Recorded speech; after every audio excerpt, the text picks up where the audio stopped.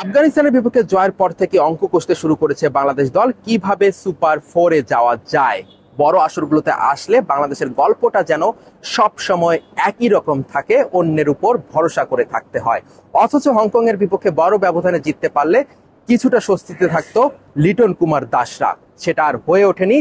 সেই বিষয়টা নিয়ে কিন্তু আফসোস আছে তানজিদ তামিমের। নাসুম আহমেদকে ম্যাচের পর ম্যাচ বসিয়ে রাখা, অবশেষে আফগানিস্তানের বিপক্ষে সুযোগ দেওয়া, সেই নাসুম আহমেদই বাংলাদেশকে জয়ের ব্যাপারে গুরুত্বপূর্ণ ভূমিকা পালন করেছেন। নাসুমের প্রশংসা করেছেন তামিম। এখন আসলে ইকুয়েশনটা কি দাঁড়াচ্ছে, বাংলাদেশ কিভাবে সুপার ফোরে যেতে পারে? আমরা যদি পয়েন্ট টেবিলের দিকে একটু দেখি, আফগানিস্তানকে টপকে এরই মধ্যে বাংলাদেশ 2 নম্বরে চলে গেছে। বাংলাদেশের পয়েন্ট এই মুহূর্তে 4, শ্রীলঙ্কারও 4। শ্রীলঙ্কা আছে 1 নম্বরে, কারণ নেট রান রেটে শ্রীলঙ্কা বাংলাদেশের চেয়ে বেশ এগিয়ে।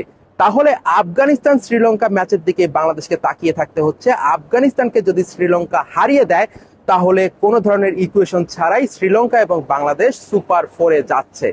তবে যদি আফগানিস্তান শ্রীলঙ্কাকে হারায় তাহলে কি হবে, সেখানেও হিসেব নিকেশ আছে।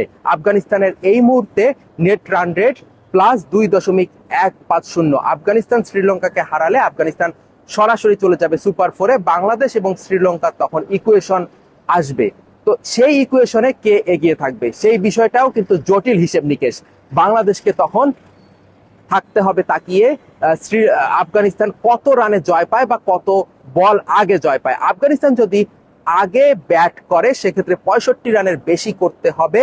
65 রানের ব্যবধানে আফগানিস্তানকে জিততে হবে। আর আফগানিস্তান যদি পরে ব্যাট করে তাহলে অন্তত 50 বল আগে আফগানিস্তানকে জিততে হবে। তাহলে আফগানিস্তান এবং বাংলাদেশ 2 দলই চলে যাবে পরের রাউন্ডে। হিসেব নিকেশটা বেশ কঠিন।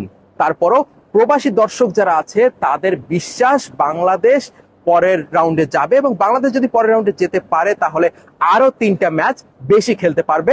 সেই 3টা ম্যাচ দেখতে চায় এখানকার প্রবাসীরা। অনিক জাবের, মাছরাঙা সংবাদ, আবুধাবি, সংযুক্ত আরব আমিরাত।